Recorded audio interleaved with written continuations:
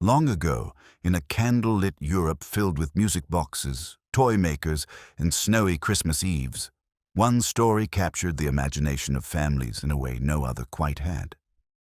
In 1816, a German writer named E.T.A. Hoffmann penned a strange and magical tale, one where toys come alive, mice wear crowns, and bravery can be found in the smallest of hands.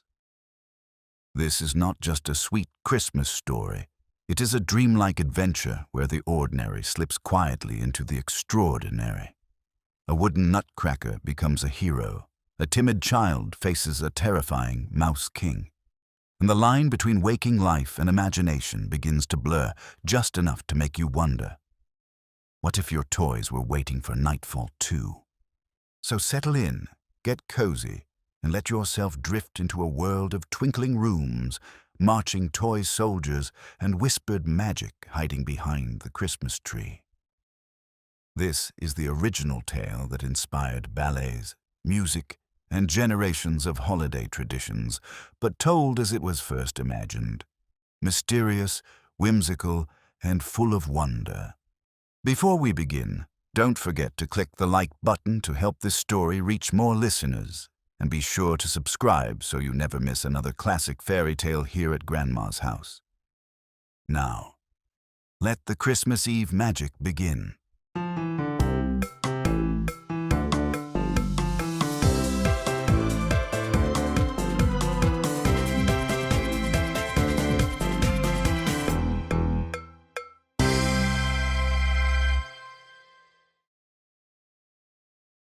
Christmas Eve.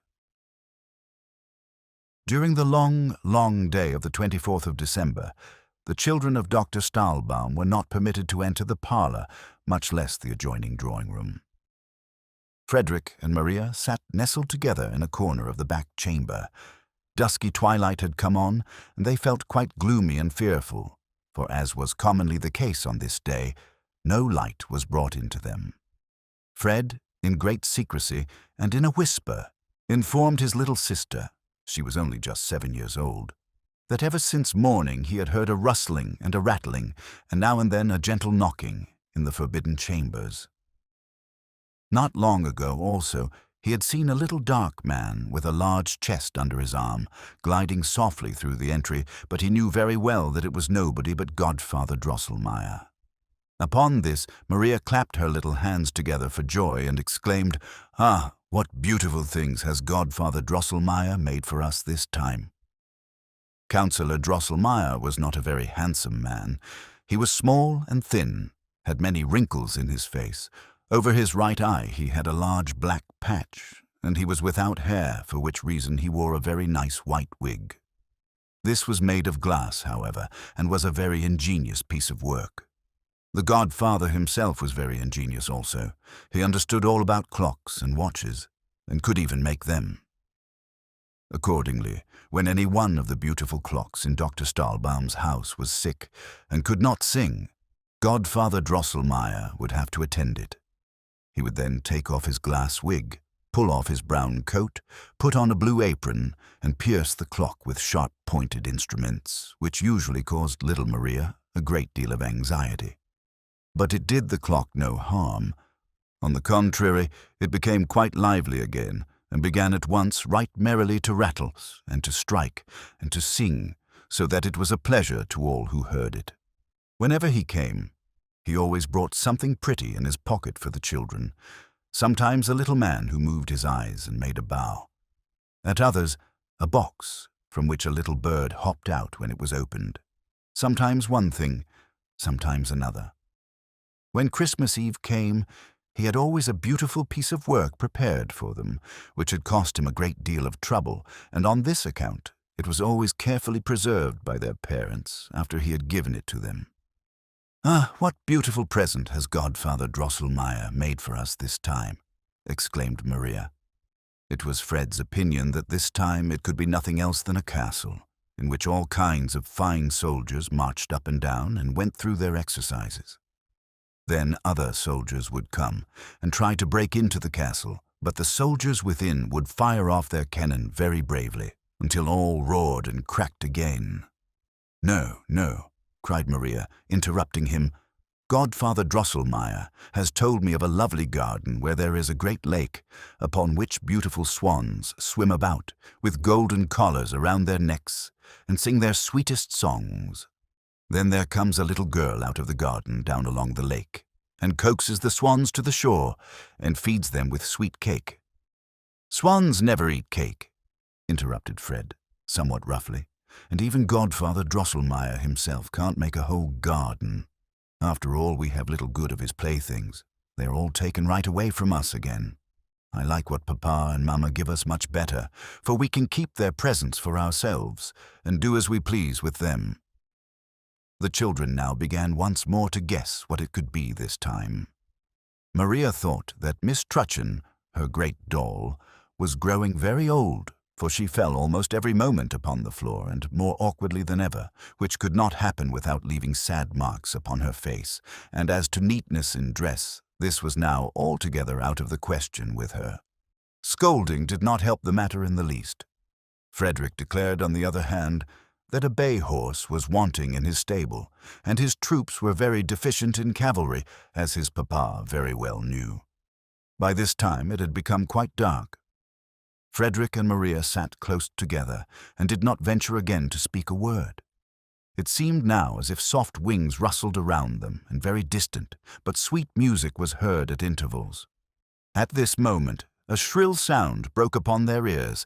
Cling, ling, cling, ling. The doors flew wide open, and such a dazzling light broke out from the great chamber that, with the loud exclamation, "Ah! Ah!" the children stood fixed at the threshold.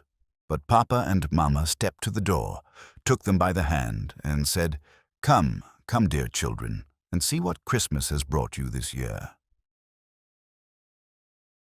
Kind reader or listener, whatever may be your name, whether Frank, Robert, Henry, Anna, or Maria, I beg you to call to mind the table covered with your last Christmas gifts, as in their newest gloss they first appeared to your delighted vision. You will then be able to imagine the astonishment of the children as they stood with sparkling eyes, unable to utter a word, for joy at the sight before them. At last Maria called out with a deep sigh, "Ah, how beautiful! Ah, how beautiful!" and Frederick gave 2 or 3 leaps in the air higher than he had ever done before. The children must have been very obedient and good children during the past year, for never on any Christmas Eve before had so many beautiful things been given to them. A tall fir tree stood in the middle of the room, covered with gold and silver apples, while sugar almonds, comfits, lemon drops, and every kind of confectionery hung like buds and blossoms upon all its branches. But the greatest beauty about this wonderful tree was the many little lights that sparkled amid its dark boughs, which like stars illuminated its treasures, or like friendly eyes seemed to invite the children to partake of its blossoms and fruit. The table under the tree shone and flushed with 1,000 different colors. Ah, what beautiful things were there! Who can describe them?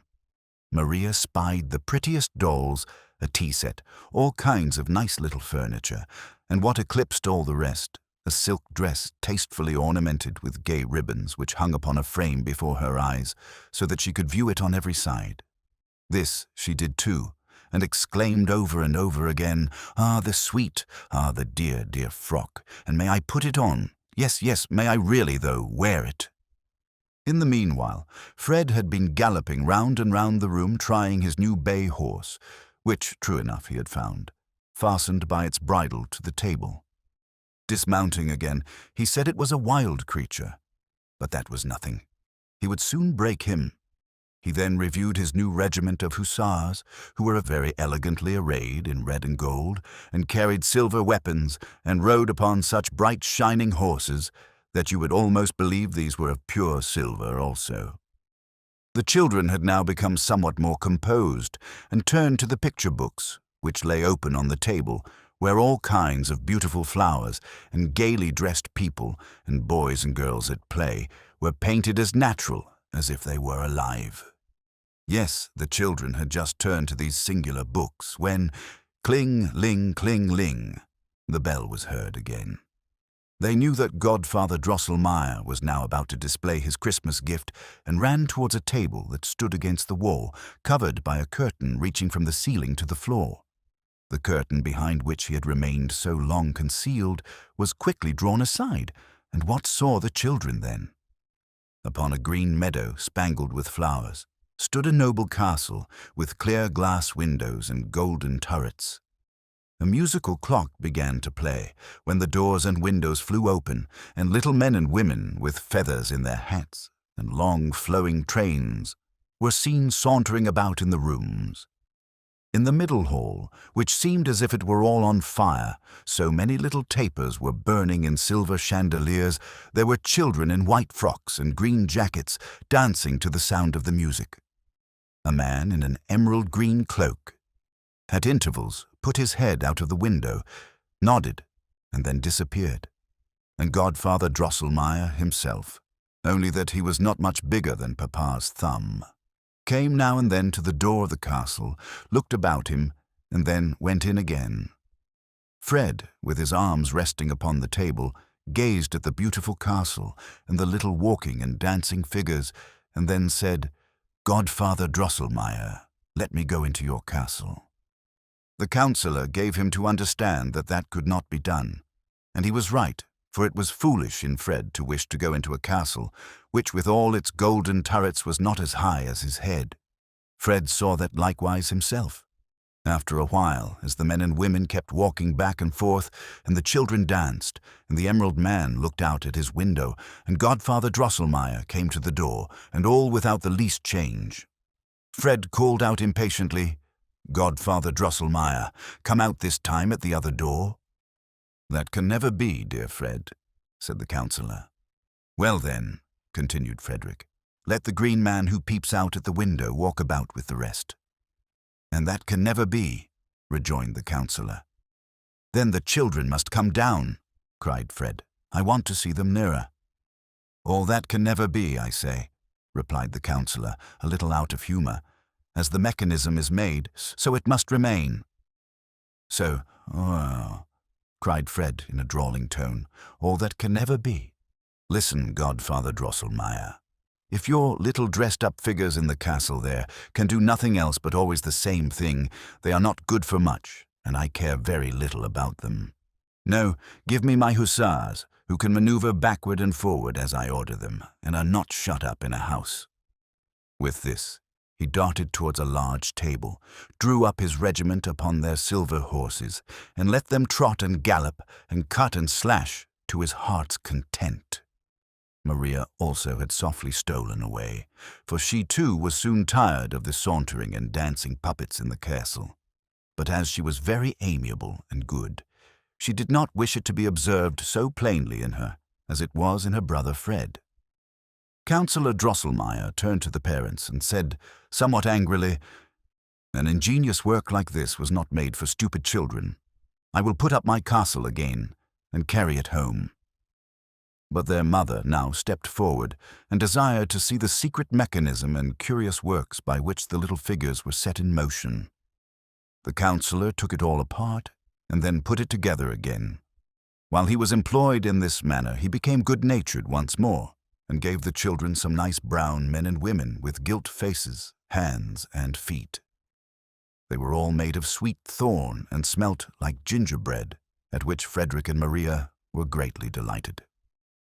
At her mother's request, the elder sister, Louise, had put on the new dress which had been given to her, and she looked most charmingly in it, but Maria, when it came to her turn, thought she would like to look at hers a while longer as it hung. This was readily permitted. The truth is, Maria was unwilling to leave the table then, because she had discovered something upon it which no one had yet remarked.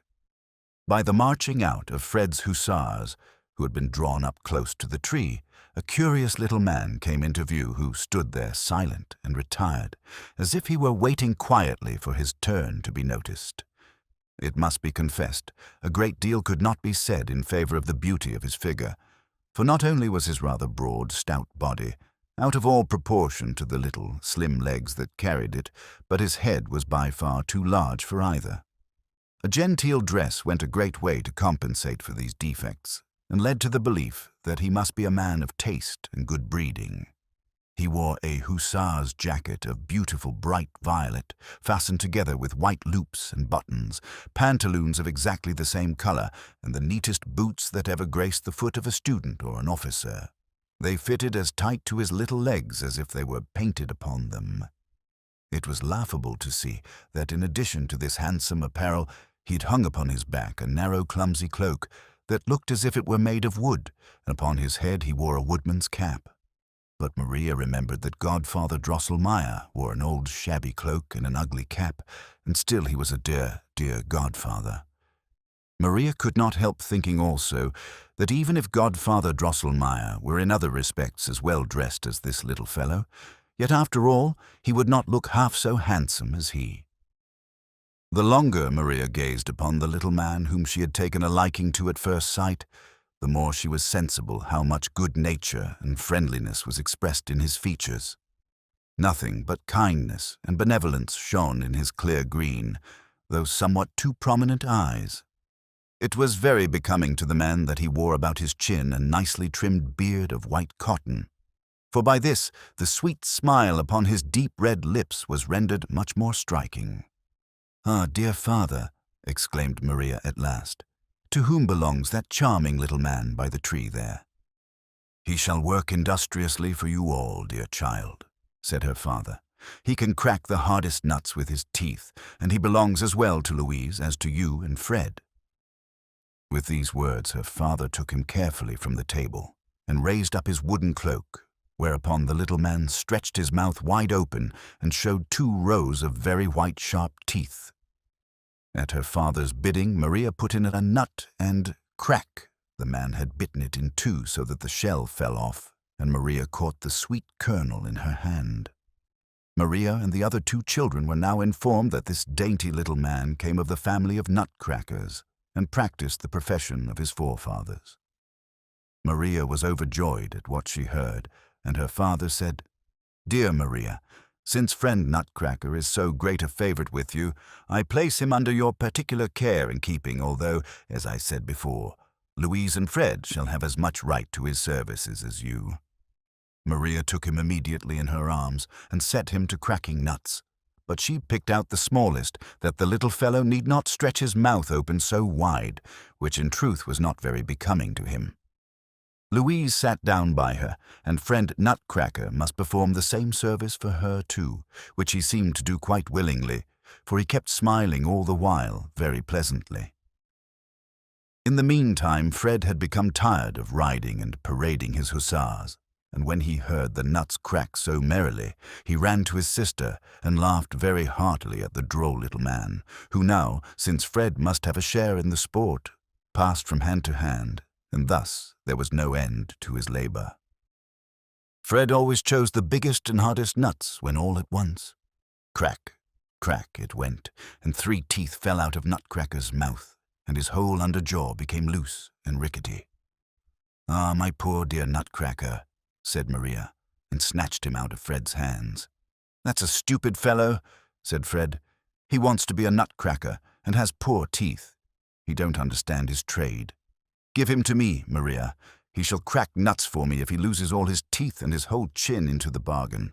Why make such a fuss about such a fellow?" "No, no," exclaimed Maria, weeping. "You shall not have my dear Nutcracker. See how sorrowfully he looks at me, and shows me his poor mouth. But you are a hard-hearted fellow. You beat your horses. Yes, and lately you had one of your soldiers shot through the head."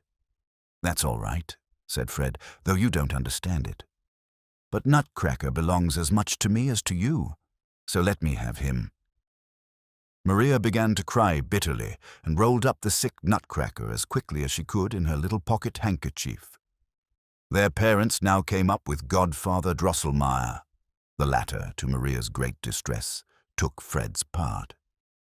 But their father said, "I have placed Nutcracker expressly under Maria's protection, and as I see that he is now greatly in need of it, I give her full authority over him, and no one must dispute it.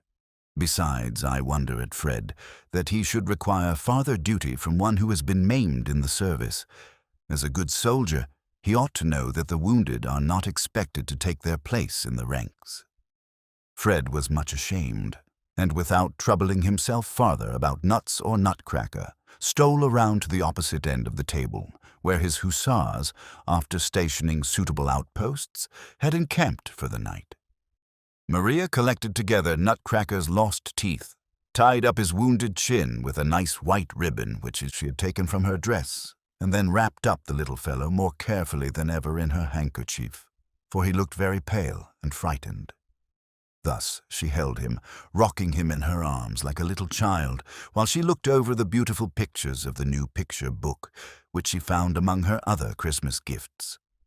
Contrary to her usual disposition, she showed some ill temper towards Father Drosselmeyer, who kept continually laughing at her, and asked again and again how it was that she liked to caress such an ugly little fellow.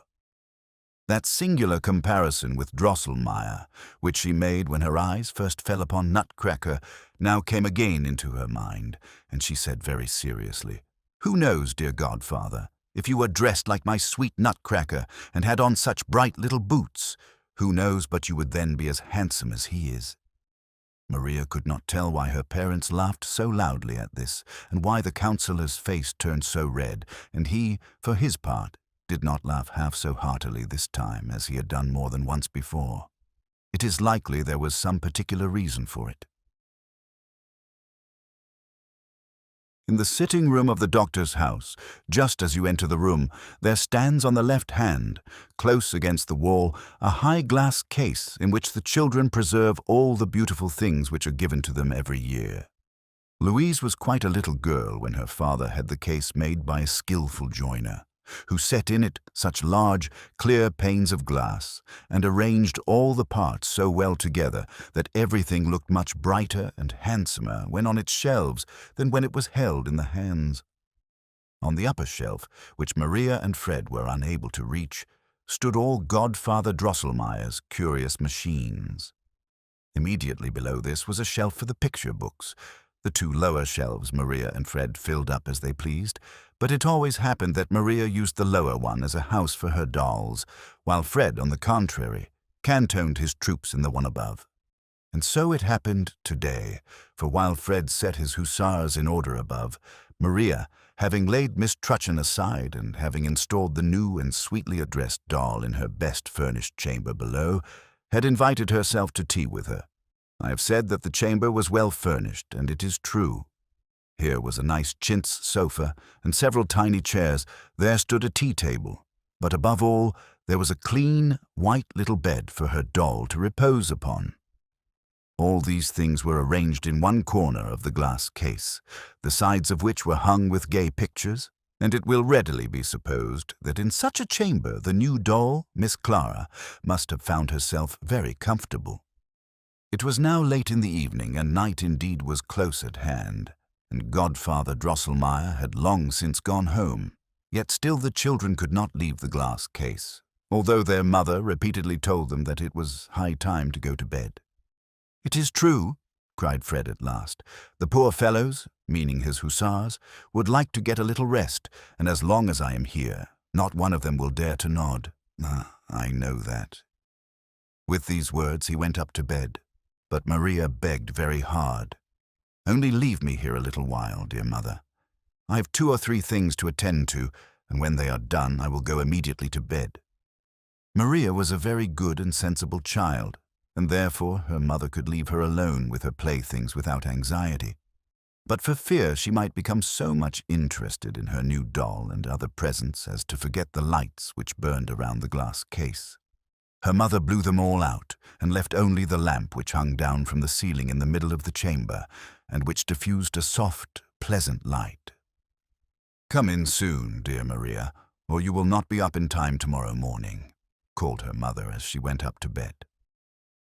There was something Maria had at heart to do, which she had not told her mother, though she knew not the reason why, and as soon as she found herself alone she went quickly about it. She still carried in her arms the wounded Nutcracker, rolled up in her pocket handkerchief. Now she laid him carefully upon the table, unrolled the handkerchief softly, and examined his wound. Nutcracker was very pale, But still he smiled so kindly and sorrowfully that it went straight to Maria's heart. "Ah, Nutcracker, Nutcracker, do not be angry at Brother Fred because he hurt you so. He did not mean to be so rough. It is the wild soldier's life with his hussars that has made him a little hard-hearted, but otherwise he is a good fellow, I can assure you. Now I will tend you very carefully until you are well and merry again. As to fastening in your teeth and setting your shoulders, that Godfather Drosselmeyer must do. He understands such things." But Maria was hardly able to finish the sentence, for as she mentioned the name of Drosselmeyer, friend Nutcracker made a terrible wry face, and there darted something out of his eyes like green sparkling flashes. Maria was just going to fall into a dreadful fright, when behold, it was the sad smiling face of the honest Nutcracker again, which she saw before her, and she knew now that it must be the glare of the lamp, which, stirred by the draught, had flared up and distorted Nutcracker's features so strangely. "Am I not a foolish girl," she said, "to be so easily frightened, and to think that a wooden puppet could make faces at me? But I love Nutcracker too well, because he is so droll and so good-tempered. Therefore he shall be taken good care of as he deserves."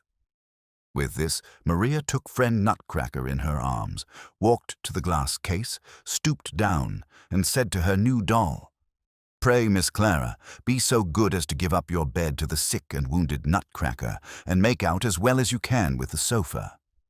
Remember that you are well and hearty, or you would not have such fat red cheeks, and very few little dolls have such nice sofas." Miss Clara, in her gay Christmas attire, looked very grand and haughty, and would not even say muck. "But why should I stand upon ceremony?"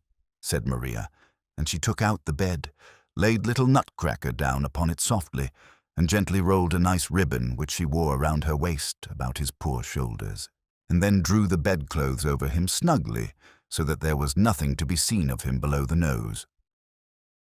"He shan't stay with the naughty Clara," she said, and raised the bed with Nutcracker in it to the shelf above, and placed it close by the pretty village where Fred's hussars were quartered.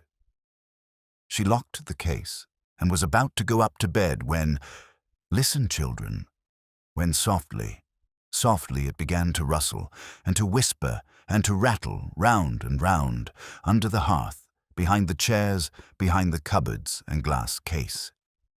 The great clock whirr, read louder and louder, but it could not strike.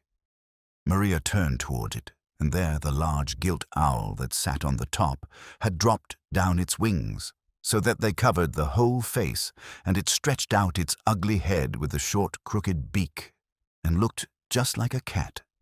And the clock whirred louder in plain words. Dick, rye dock, whir, softly clock, mouse, king has a fine ear, purr, purr, pum, pum, the old song let him hear, purr, purr, pum, pum, or he might run away in a fright, now clock strike softly and light. And pum, pum, it went with a dull, deadened sound 12 times. Maria began now to tremble with fear, and she was upon the point of running out of the room in terror, when she beheld Godfather Drosselmeyer, who sat in the owl's place on the top of the clock, and had hung down the skirts of his brown coat just like wings. But she took courage and cried out loudly with sobs, "Godfather Drosselmeyer, Godfather Drosselmeyer, what are you doing up there? Come down, and do not frighten me so, you naughty Godfather Drosselmeyer." Just then, a wild squeaking and whimpering broke out on all sides, and then there was a running, trotting and galloping behind the walls, as if 1,000 little feet were in motion, and 1,000 little lights flashed out of the crevices in the floor. But they were not lights. No, they were sparkling little eyes, and Maria perceived that mice were all around, peeping out and working their way into the room. Presently it went trot, trot, hop, hop about the chamber, and more mice in greater or smaller parties galloped across, and at last placed themselves in line and column, just as Fred was accustomed to place his soldiers when they went to battle. This Maria thought was very droll, and as she had not that aversion to mice which most children have, her terror was gradually leaving her, when all at once there arose a squeaking so terrible and piercing that it seemed as if ice-cold water was poured down her back. What now did she see? I know, my worthy reader Frederick, that thy heart, like that of the wise and brave soldier Frederick Stahlbaum, sits in the right place, but if thou hadst seen what Maria now beheld, thou wouldst certainly have run away. Yes, I believe that thou wouldst have jumped as quickly as possible into bed, and then have drawn the covering over thine ears much farther than was necessary to keep thee warm. Alas, poor Maria could not do that now, for, listen, children, close before her feet there burst out sand and lime and crumbled wall stones, as if thrown up by some subterranean force, and 7 mice heads with 7 sparkling crowns rose out of the floor, squeaking and squealing terribly.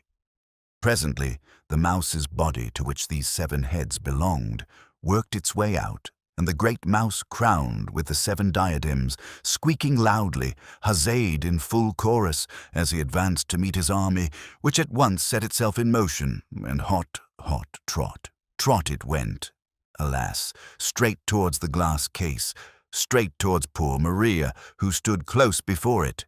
Her heart had before beat so terribly from anxiety and fear that she thought it would leap out of her bosom, and then she knew she must die.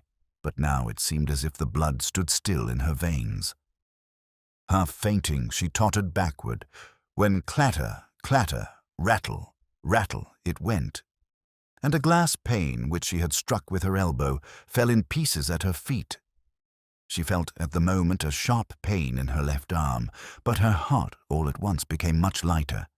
She heard no more squeaking and squealing. All had become still, and although she did not dare to look, yet she believed that the mice, frightened by the clatter of the broken glass, had retreated into their holes.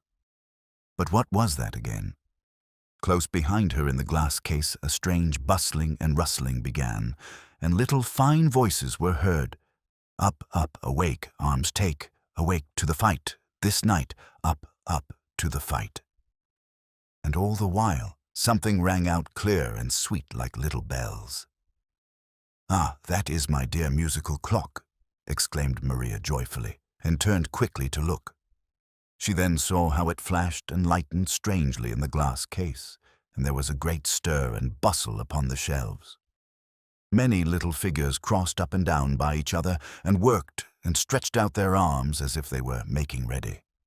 And now Nutcracker raised himself all of a sudden, threw the bedclothes clear off, and leaped with both feet at once out of bed, crying aloud, "Crack, crack, crack, stupid pack! Drive mouse back, stupid pack! Crack, crack, mouse back! Crick, crack, stupid pack!"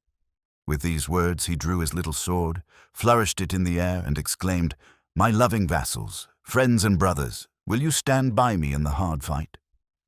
Straightway 3 scaramouches, a harlequin, 4 chimney-sweepers, 2 guitar-players, and a drummer cried out, "Yes, my lord, we will follow you with fidelity and courage. We will march with you to battle, to victory or death," and then rushed after the fiery Nutcracker, who ventured the dangerous leap down from the upper shelf.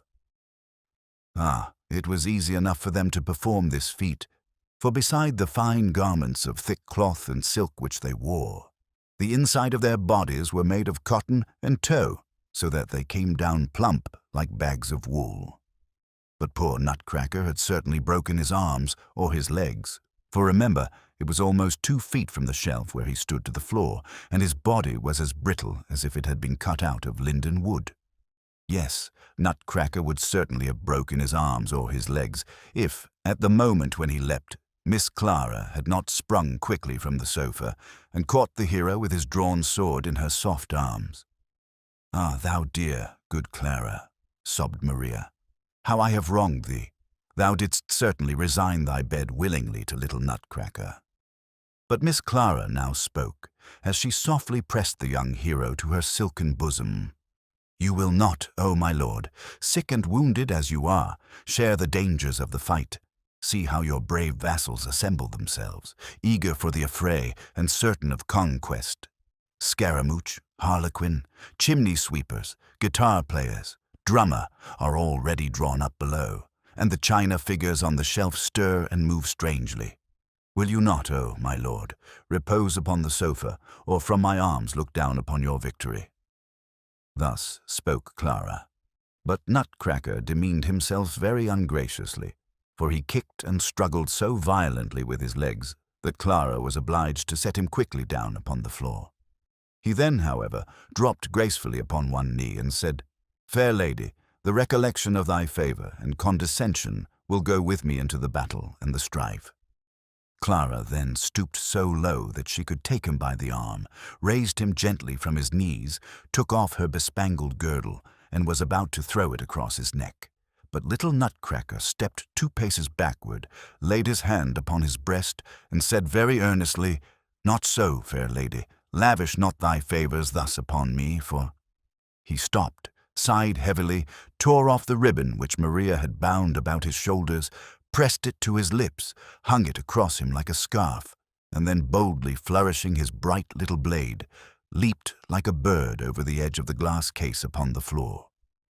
You understand, my kind and good readers and listeners, that Nutcracker, even before he had thus come to life, had felt very sensibly the kindness and love which Maria had shown towards him, and it was because he had become so partial to her that he would not receive and wear the girdle of Miss Clara, although it shone and sparkled so brightly. The true and faithful Nutcracker preferred to wear Maria's simple ribbon. But what will now happen? As soon as Nutcracker had leapt out, the squeaking and whistling was heard again. Ah, it is under the large table that the hateful mice have concealed their countless bands, and high above them all towers the dreadful mouse with 7 heads. What will now happen? "Beat the march, true vassal drummer," screamed Nutcracker very loudly, and immediately the drummer began to rattle and to roll upon his drum so skillfully that the windows of the glass case trembled and hummed again. Now it rustled and clattered therein, and Maria perceived that the covers of the little boxes in which Fred's army were quartered were bursting open, and now the soldiers leaped out and then down again upon the lowest shelf, where they drew up in fine array. Nutcracker ran up and down, speaking inspiring words to the troops. "Let no dog of a trumpeter blow a stir," he cried angrily, for he was afraid he should not be heard, and then turned quickly to Harlequin, who had grown a little pale and chattered with his long chin. "General," he said earnestly, "I know your courage and your experience. There is need now for a quick eye and skill to seize the proper moment. I entrust to your command all the cavalry and artillery. You do not need a horse, for you have very long legs and can gallop yourself tolerably well. I look to see you do your duty." Thereupon Harlequin put his long, thin fingers to his mouth and crowed so piercingly that it sounded as if 100 shrill trumpets were blown merrily. Then it stirred again in the glass case. A neighing and a whinnying and a stamping were heard, and see, Fred's cuirassiers and dragoons, but above all, his new splendid hussars marched out and halted close by the case. Regiment after regiment now defiled before Nutcracker with flying colors and warlike music, and ranged themselves in long rows across the floor of the chamber. Before them went Fred's cannon rattling along, surrounded by the cannoneers, and soon bomb! Bomb it went, and Maria could see how the mice suffered by the fire, how the sugar plums plunged into their dark, heavy mass, covering them with white powder and throwing them more than once into shameful disorder. But the greatest damage was done them by a heavy battery that was mounted upon Mamma's footstool, which, pum, pum, kept up a steady fire of caraway seeds against the enemy, by which a great many of them fell. The mice, notwithstanding, came nearer, and at last mastered some of the cannon, but then it went purr, purr, and Maria could scarcely see what now happened for the smoke and dust. This, however, was certain, that each corps fought with the greatest animosity, and the victory was for a long time doubtful. The mice kept deploying more and more forces, and the little silver shot, which they fired very skillfully, struck now even into the glass case. Clara and Trutchen ran around in despair. "Must I die in the blossom of youth?" said Clara. Have I so well preserved myself for this, to perish here in these walls?" cried Trutchen. Then they fell about each other's necks, and screamed so terribly that they could be heard above the mad tumult of the battle. Of the scene that now presented itself, you can have no idea, good reader. It went puh, puh, puff, piff, clitter, clatter, bomb, burum, bomb. In the wildest confusion, while the Mouse King and mice squeaked and screamed, and now and then the mighty voice of Nutcracker was heard as he gave the necessary orders, and he was seen striding along through the battalions in the hottest of the fire. Harlequin had made some splendid charges with his cavalry and covered himself with honor, but Fred's hussars were battered by the enemy's artillery with odious offensive balls, which made dreadful spots in their red jackets, for which reason they would not move forward. Harlequin ordered them to draw off to the left, and in the enthusiasm of command headed the movement himself, and the cuirassiers and dragoons followed. That is, they all drew off to the left and galloped home. By this step the battery upon the footstool was exposed to great danger, and it was not long before a strong body of very ugly mice pushed on with such determined bravery that the footstool, cannons, cannoneers and all, were overthrown by their headlong charge. Nutcracker seemed a little disturbed at this, and gave orders that the right wing should make a retreating movement. You know very well, O my military reader Frederick, that to make such a movement is almost the same thing as to run away, and you are now grieving with me at the disaster which impends over the army of Maria's darling Nutcracker.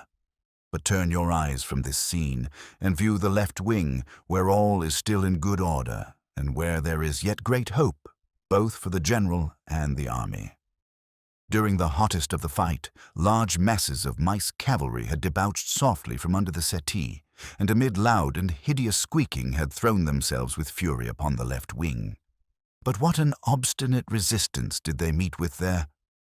Slowly, as the difficult nature of the ground required, for the edge of the glass case had to be traversed, the China figures had advanced, headed by 2 Chinese emperors, and formed themselves into a hollow square. These brave, motley but noble troops, which were composed of gardeners, Tyrolese, bonzes, friseurs, Merry Andrews, cupids, lions, tigers, peacocks, and apes, fought with coolness, courage, and determination. By their Spartan bravery, this battalion of picked men would have wrested the victory from the foe, had not a bold major rushed madly from the enemy's ranks, and bitten off the head of one of the Chinese emperors, who in falling dashed to the ground 2 bonzes and a cupid. Through this gap, the enemy penetrated into the square, and in a few moments the whole battalion was torn to pieces. Their brave resistance, therefore, was of no avail to Nutcracker's army, which, once having begun to retreat, retired farther and farther, and at every step with diminished numbers, until the unfortunate Nutcracker halted with a little band close before the glass case. "Let the reserve advance. Harlequin, Scaramouch, Drummer, where are you?" Thus cried Nutcracker, in hopes of new troops which should deploy out of the glass case. And there actually came forth a few brown men and women, made of sweet thorn, with golden faces, and caps, and helmets, but they fought around so awkwardly that they did not hit one of the enemy, and at last knocked the cap off their own general's head.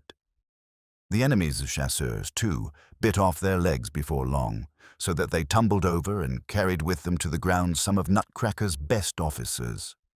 Nutcracker, now completely surrounded by the foe, was in the greatest peril. He tried to leap over the edge into the glass case, but found his legs too short. Clara and Trutchen lay each in a deep swoon. They could not help him. Hussars, dragoons sprang merrily by him into safe quarters, and in wild despair he cried, a horse, a kingdom for a horse." At this moment, 2 of the enemy's tirailleurs seized him by his wooden mantle, and the Mouse King, squeaking from his 7 throats, leaped in triumph towards him. Maria could no longer control herself. "Oh, my poor Nutcracker," she cried, sobbing, and without being exactly conscious of what she did, grasped her left shoe and threw it with all her strength into the thickest of the mice, straight at their king. In an instant, All seemed scattered and dispersed, but Maria felt in her left arm a still sharper pain than before, and sank in a swoon to the floor. When Maria woke out of her deep and death-like slumber, she found herself lying in her own bed, with the sun shining bright and sparkling through the ice-covered windows into the chamber. Close beside her sat a stranger whom she soon recognized, however, as the surgeon Wendelstern. He said softly, "She is awake." Her mother then came to the bedside and gazed upon her with anxious and inquiring looks. "Ah, dear mother," lisped little Maria, "are all the hateful mice gone, and is the good Nutcracker safe?" "Do not talk such foolish stuff," replied her mother. "What have the mice to do with Nutcracker? You naughty child, you have caused us a great deal of anxiety. But so it always is, when children are disobedient and do not mind their parents. You played last night with your dolls until it was very late. You became sleepy, probably, and a stray mouse may have jumped out and frightened you. At all events, you broke a pane of glass with your elbow and cut your arm so severely that neighbor Wendelstern, who has just taken the piece of glass out of the wound, declares that it came very near cutting a vein, in which case you might have had a stiff arm all your life, or perhaps have bled to death. It was fortunate that I woke about midnight, and not finding you in your bed, got up and went into the sitting room. There you lay in a swoon upon the floor, close by the glass case, the blood flowing in a stream. I almost fainted away myself at the sight. There you lay, and scattered around were many of Frederick's leaden soldiers, broken china figures, gingerbread men and women and other playthings, and not far off your left shoe." "Ah, dear mother," exclaimed Maria, interrupting her. "Those were the traces of that dreadful battle between the puppets and the mice, and what frightened me so was the danger of poor Nutcracker when the mice were going to take him prisoner. Then I threw my shoe at the mice, and after that I don't know what happened." Surgeon Wendelstern here made a sign to the mother, and she said very softly to Maria, "Well, never mind about it, my dear child. The mice are all gone, and little Nutcracker stands safe and sound in the glass case." Dr. Stahlbaum now entered the chamber and spoke for a while with Surgeon Wendelstern. Then he felt Maria's pulse, and she could hear very plainly that he said something about a fever. She was obliged to remain in bed and take physics, and so it continued for some days, although, except a slight pain in her arm, she felt quite well and comfortable. She knew little Nutcracker had escaped safe from the battle, and it seemed to her that she sometimes heard his voice quite plainly, as if in a dream, saying mournfully, "Maria, dearest lady, what thanks do I not owe you? But you can do still more for me." Maria tried to think what it could be, but in vain. Nothing occurred to her. She could not play very well on account of the wound in her arm, and when she tried to read or look at her picture books, a strange glare came across her eyes so that she was obliged to desist. The time, during the day, always seemed very long to her, and she waited impatiently for evening, as her mother then usually seated herself by her bedside and read or related some pretty story to her. One evening she had just finished the wonderful history of Prince Fakardin, when the door opened and Godfather Drosselmeyer entered, saying, "I must see now for myself how it goes with the sick and wounded Maria."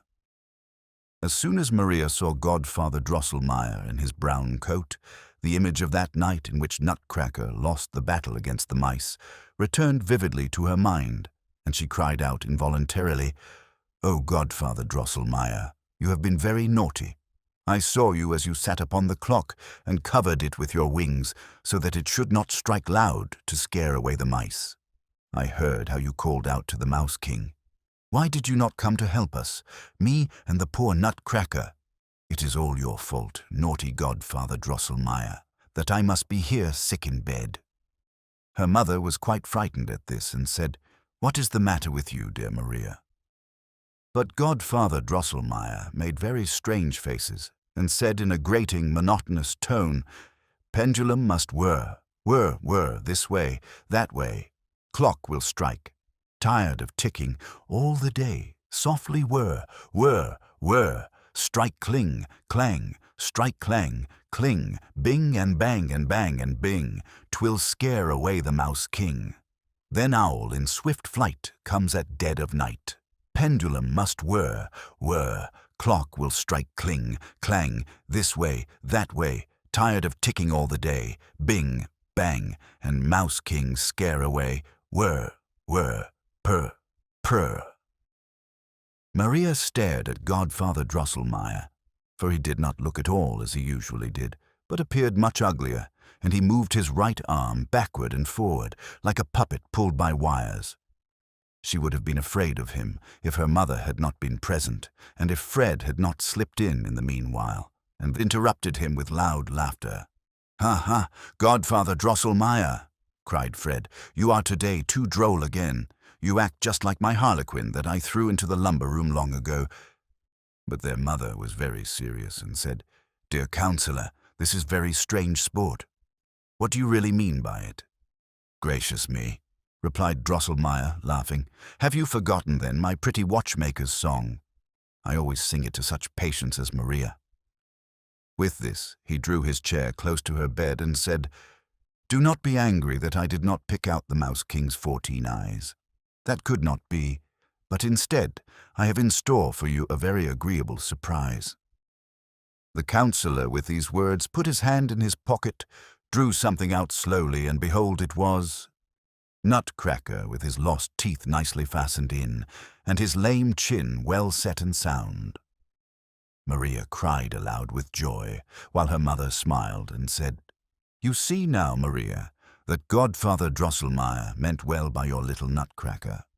But still you must confess, Maria," said the counselor, "that Nutcracker's figure is none of the finest, neither can his face be called exactly handsome. How this ugliness came to be hereditary in the family, I will now relate to you, if you will listen. Or perhaps you know already the story of the Princess Pirlipat and the Lady Mouserings and the skillful watchmaker." "Look here, Godfather Drosselmeyer," interrupted Fred. "Nutcracker's teeth you have fastened in very well, and his chin is no longer lame and rickety, but why has he no sword? Why have you not put on his sword?" "Ah," replied the counselor angrily, "you must always meddle and make, you rogue. What is Nutcracker's sword to me? I have cured his wounds, and he may find a sword for himself as he can." "That's true," said Fred. "He's a brave fellow and will know how to get one." "Tell me then, Maria," continued the counselor, "have you heard the story of the Princess Pirlipat?" "I hope, dear counselor," said the mother, "that your story will not be frightful, as those that you narrate usually are." "By no means, dearest madame," replied Drosselmeyer. "On the contrary, what I have this time the honor to relate is droll and merry." "Begin then, dear godfather," cried the children, and the counselor began as follows. Story of the hard nut. Pirlipat's mother was the wife of a king, and therefore a queen, and Pirlipat, straightway at the moment of her birth, a true princess. The king was beside himself with joy when he saw his beautiful daughter as she lay in the cradle. He shouted aloud, danced, jumped about upon one leg, and cried again and again, "Ha ha! Ha ha! Was there ever anything seen more beautiful than my little Pirlipat?" Thereupon all the ministers, generals, presidents, and staff officers jumped about upon one leg like the king, and cried aloud, "No, never!" And it was so, in truth, for as long as the world has been standing, a lovelier child was never born than this very Princess Pirlipat. Her little face seemed made of lilies and roses, delicate white and red. Her eyes were of living, sparkling azure, and it was charming to see how her little locks curled in bright golden ringlets.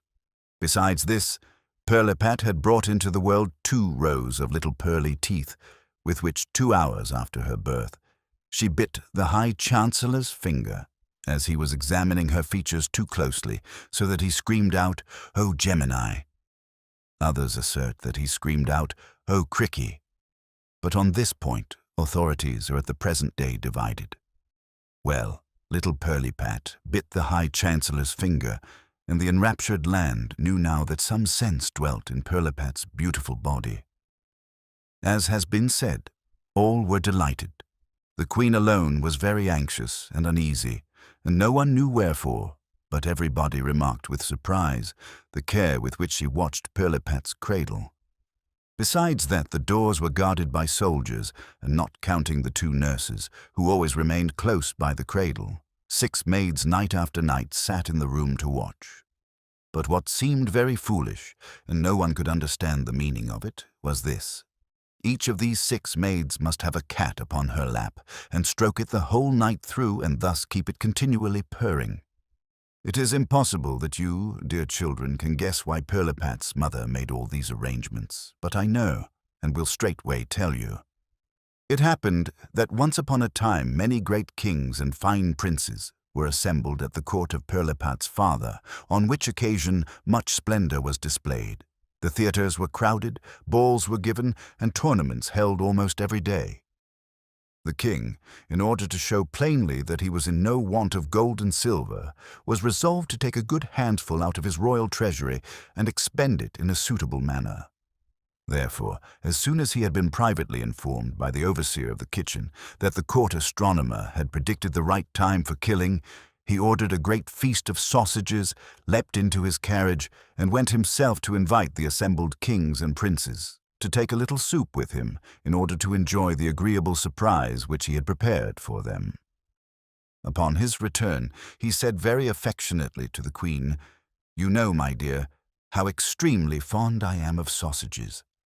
The queen knew at once what he meant by that, and it was this, that she should take upon herself, as she had often done before, the useful occupation of making sausages. The Lord Treasurer must straightway bring to the kitchen the great golden sausage kettle and the silver chopping knives and stew pans. A large fire of sandalwood was made. The queen put on her damask apron, and soon the sweet smell of the sausage meat began to steam up out of the kettle. The agreeable odor penetrated even to the royal council chamber, and the king, seized with a sudden transport, could no longer restrain himself. "With your permission, my lords," he cried, and leaped up, ran as fast as he could into the kitchen, embraced the queen, stirred a little with his golden scepter in the kettle, and then, his emotion being quieted, returned calmly to the council. The important moment had now arrived when the fat was to be chopped into little pieces and browned gently in the silver stew pans. The maids of honor now retired, for the queen, out of true devotion and reverence for her royal spouse, wished to perform this duty alone. But just as the fat began to fry, a small, whimpering, whispering voice was heard. "Give me a little of the fat, sister. I should like my part of the feast. I too am a queen. Give me a little of the fat." The queen knew very well that it was Lady Mouserings who said this. Lady Mouserings had lived these many years in the king's palace. She maintained that she was related to the royal family, and that she was herself a queen in the kingdom of Mausalia, for which reason she held a great court under the hearth. The queen was a kind and benevolent lady, and although she was not exactly willing to acknowledge Lady Mouserings as a true queen and sister, yet she was very ready to allow her a little banquet on this great holiday. She answered, therefore, "Come out then, Lady Mouserings. You are welcome to a little of the fat." Upon this, Lady Mouserings leapt out very quickly and merrily, jumped upon the hearth, and seized with her dainty little paws one piece of fat after the other, as the queen reached it to her. But now all the cousins and aunts of the Lady Mouserings came running out, besides her 7 sons, rude and forward rogues, who all fell at once upon the fat, and the terrified queen could not drive them away. But as good fortune would have it, the chief maid of honor came in at this moment, and chased away the intruding guests, so that a little of the fat was left. The king's mathematician, being summoned, demonstrated very clearly that there was enough remaining to season all the sausages if distributed with the nicest judgment and skill. Drums and trumpets were now heard without, and all the invited potentates and princes, some on white palfreys, some in crystal carriages, came in splendid apparel to the sausage feast. The king received them kindly and graciously, and then, adorned with crown and scepter, as became the monarch of the land, seated himself at the head of the table. Already in the first course, that of the sausage balls, it was observed that he grew pale and paler, raised his eyes to heaven. Gentle sighs escaped from his bosom, and he seemed to undergo great inward suffering.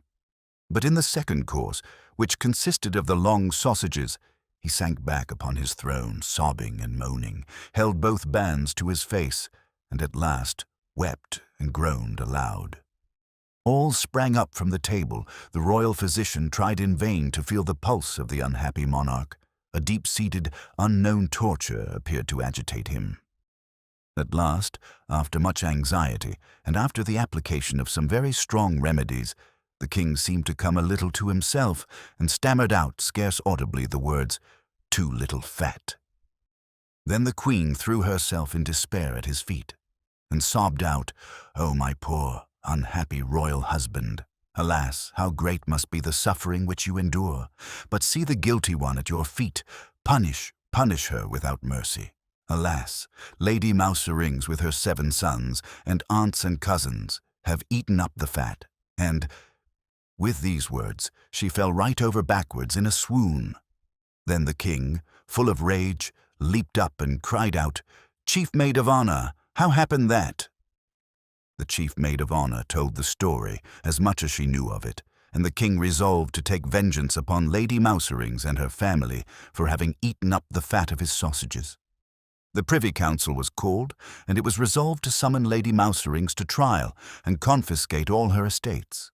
But as the king was of opinion that in the meanwhile she might eat up more of his sausage fat, the affair was placed at last in the hands of the royal watchmaker and mechanist.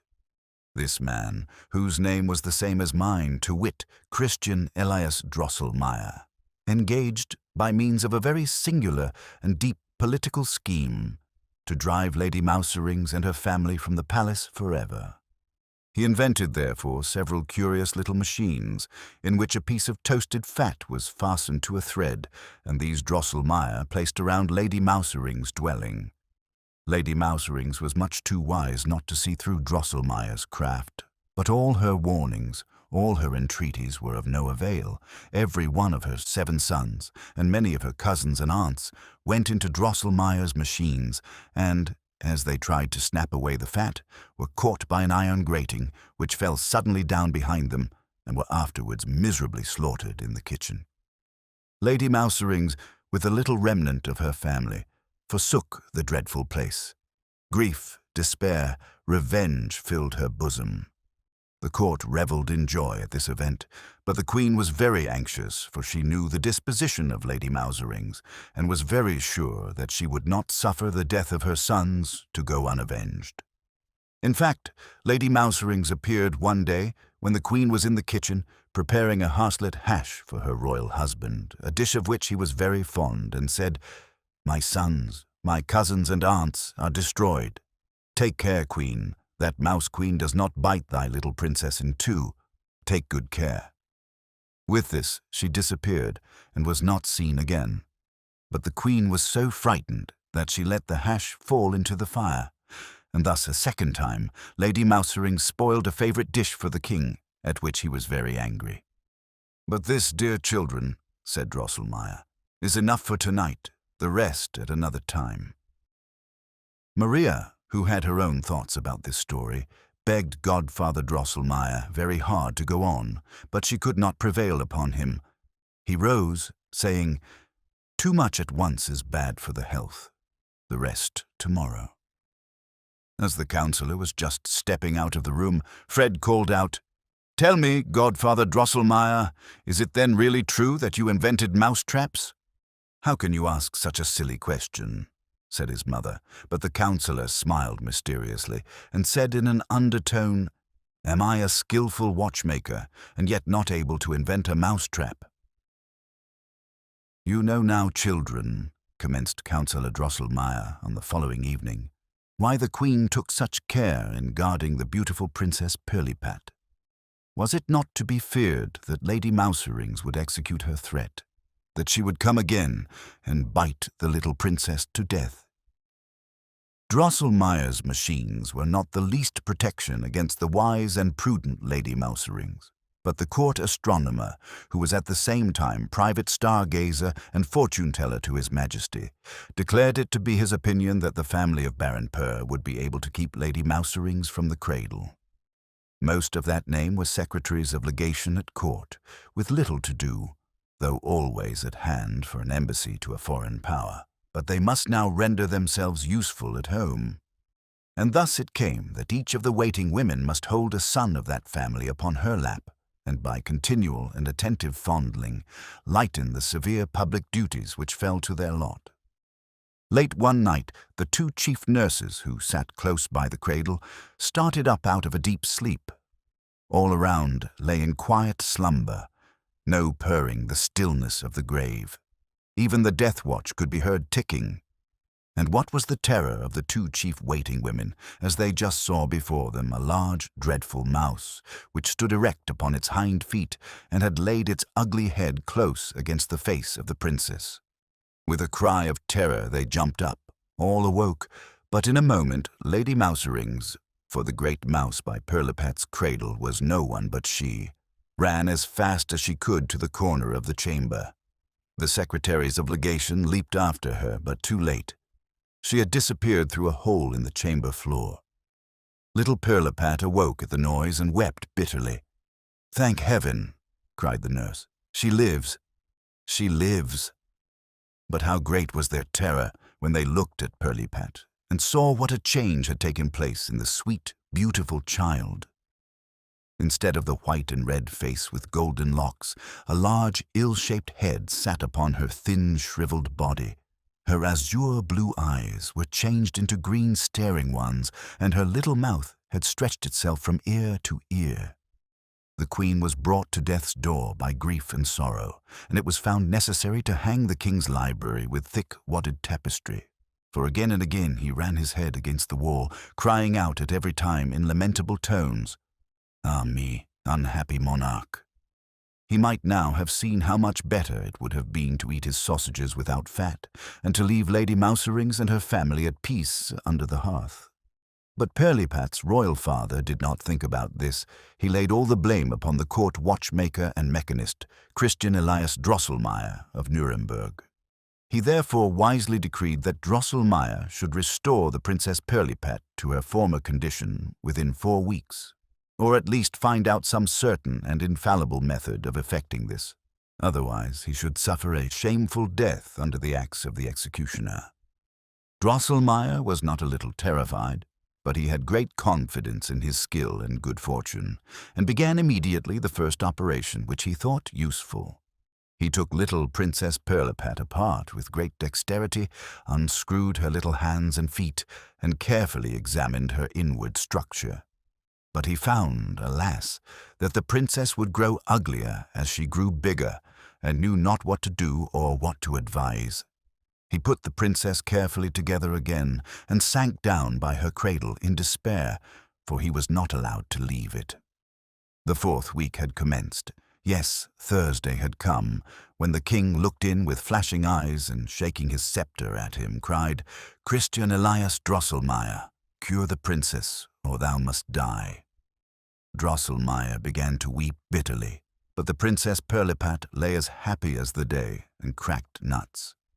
Pirlipat's uncommon appetite for nuts now occurred for the first time to the mechanist, and the fact likewise that she had come into the world with teeth. In truth, immediately after her transformation, she had screamed continually until a nut accidentally came in her way, which she immediately put into her mouth, cracked it, ate the kernel, and then became quite composed. Since that time, her nurses found that nothing pleased her so well as to be supplied with nuts. "O sacred instinct of nature, eternal, inexplicable sympathy of existence," cried Christian Elias Drosselmeyer. "Thou pointest me to the gates of this mystery. I will knock, and they will open." He begged straightway for permission to speak with the royal astronomer, and was led to his apartment under a strong guard. They embraced with many tears, for they had been warm friends, then retired into a private cabinet, and examined a great many books which treated of instinct, of sympathies and antipathies, and other mysterious things. Night came on. The astronomer looked at the stars, and with the aid of Drosselmeyer, who had great skill in such matters, set up the horoscope of Princess Pirlipat. It was a great deal of trouble, for the lines grew all the while more and more intricate. But at last, what joy! At last it became clear that the Princess Pirlipat, in order to be freed from the magic which had deformed her, and to regain her beauty, had nothing to do but to eat the kernel of the Nutcracker. Now the Nutcracker had such a hard shell that an 840-pounder might be wheeled over it without breaking it. This hard nut must be cracked with the teeth before the princess by a man who had never been shaved and had never worn boots. The young man must then hand her the kernel with closed eyes, and must not open them again until he had marched 7 steps backward without stumbling. Drosselmeyer and the astronomer had labored together without cessation for 3 days and nights, and the king was seated at dinner on Sunday afternoon when the mechanist, who was to have been beheaded early Monday morning, rushed in with joy and transport, and proclaimed that he had found out a method of restoring to the Princess Pirlipat her lost beauty. The king embraced him with great kindness and promised him a diamond sword, 4 orders of honor, and 2 new Sunday suits. "Immediately after dinner we will go to work," he added. "And see to it, dear mechanist, that the unshorn young man in shoes is ready at hand with the Nutcracker, and take care that he drinks no wine beforehand, for fear he should stumble as he goes the 7 steps backward like a crab. Afterward he may drink like a fish." Drosselmeyer was very much discomposed at these words, and after much stuttering and stammering said that the method was discovered indeed, but that the Nutcracker and the young man to crack it were yet to be sought after, and that it was quite doubtful whether nut or Nutcracker would ever be found. The king, in great anger, swung his scepter about his crowned head, and roared with the voice of a lion, "Then off goes thy head!" It was very fortunate for the unhappy Drosselmeyer that the king's dinner had been cooked better than usual this day, so that he was in a pleasant humor and disposed to listen to reason, while the good queen, who was moved by the hard fate of the mechanist, used her influence to soothe him. Drosselmeyer then after a while took courage and represented to the monarch that he had performed his task in discovering the means to restore the princess to her beauty, and thus by the terms of the royal decree had secured his safety. The king said that was all trash, stupid stuff and nonsense, but resolved at last that the watchmaker should leave the court instantly, accompanied by the royal astronomer, and never return without the Nutcracker in his pocket. By the intercession of the queen, he consented that the Nutcracker might be summoned by a notice in all the home and foreign newspapers and journals. Here the councillor broke off again, and promised to narrate the rest on the following evening. The next evening, as soon as the candles were lighted, Godfather Drosselmeyer appeared and continued his story as follows. Drosselmeyer and the astronomer had been 15 years on their journey without seeing the least signs of the Nutcracker. It would take me a month, children, to tell where they went and what strange things happened to them. I must pass them over and commence where Drosselmeyer sank at last into despondency and felt a great desire to see his dear native city, Nuremberg. This desire came upon him all at once, as he was smoking a pipe of tobacco with his friend in the middle of a great wood in Asia. "Oh, sweet city," he cried, "sweet native city, sweet Nuremberg! He who has never seen thee, though he may have travelled to London, Paris, Rome, if his heart is not dead to emotion, must continually desire to visit thee, O Nuremberg, sweet city, where there are so many beautiful houses with windows." As Drosselmeyer grieved in such a sorrowful manner, the astronomer was moved with sympathy, and began to cry and howl so pitifully that it was heard far and wide through Asia.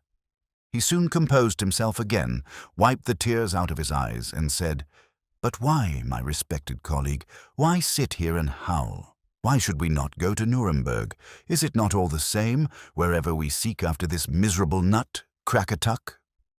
"That is true," replied Drosselmeyer, greatly consoled. Both arose, knocked out their pipes, and went straight forward out of the wood in the middle of Asia, right to Nuremberg. They had scarcely arrived there when Drosselmeyer ran to his brother, Christopher Zacharias Drosselmeyer, puppet maker, varnisher, and gilder, whom he had not seen for these many years. The watchmaker told him the whole story of the Princess Pirlipat, Lady Mouserings, and the Nutcracker, so that he struck his hands together over and over again with astonishment and exclaimed, "Hey, brother, what strange things are these?" Drosselmeyer then related the history of his travels, how he had passed 2 years with King Date, how coldly he had been received by Prince Almond, and how he had sought information to no purpose of the natural society in Squirrelberg. In short, how his search everywhere had been in vain to find even the least signs of the Nutcracker. During this account, Christopher Zacharias had often snapped his fingers, turned about on one foot, winked, laughed, clucked with his tongue, and then called out, "Hi, hem, oh, if it should." At last, he tossed his hat and wig up in the air, clasped his brother round the neck, and cried, "Brother, you are safe. Safe, I say, for I must be wonderfully mistaken if I have not that Nutcracker at this very moment in my possession." He then drew a little box from his pocket and took out of it a gilded nut of moderate size. "See," he said, "this nut fell into my hands in this way.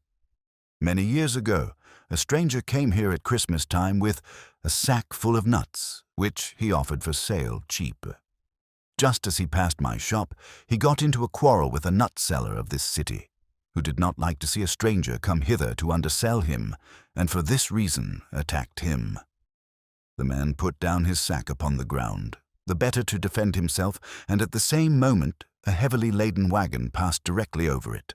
All the nuts were cracked in pieces except this one, which the stranger, with a singular smile, offered me, for a bright dollar of the year 1720. I thought that strange, but as I found in my pocket just such a dollar as the man wanted, I bought the nut and gilded it over, without exactly knowing why I bought the nut so dear, or why I set so much store by it. All doubt whether this nut was actually the long-sought nut, Crackatuck, was instantly removed when the astronomer was called, who carefully scraped off the gold and found upon the rind the word Crackatuck engraved in Chinese characters.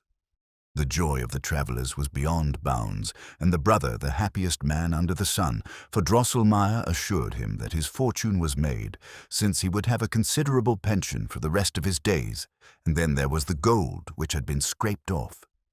He might keep that for gilding. The mechanist and the astronomer had both put on their nightcaps and were getting into bed as the latter commenced. "My worthy colleague, good fortune never comes single. Take my word for it, we have found, not only the Nutcracker, but also the young man who is to crack it and hand the kernel to the princess. I mean nobody else than your brother's son. I cannot sleep. No, this very night I must cast the youth's horoscope." With these words, he threw the nightcap off his head and began straightway to take an observation. The brother's son was in truth a handsome, well-grown young man, who had never been shaved and who had never worn boots. In his early youth, he had on Christmas nights gone around as a Merry Andrew, but this could not be seen in his behavior in the least, so well had his manners been formed by his father's care. On Christmas days, he wore a handsome red coat trimmed with gold, a sword, a hat under his arm, and a curling wig.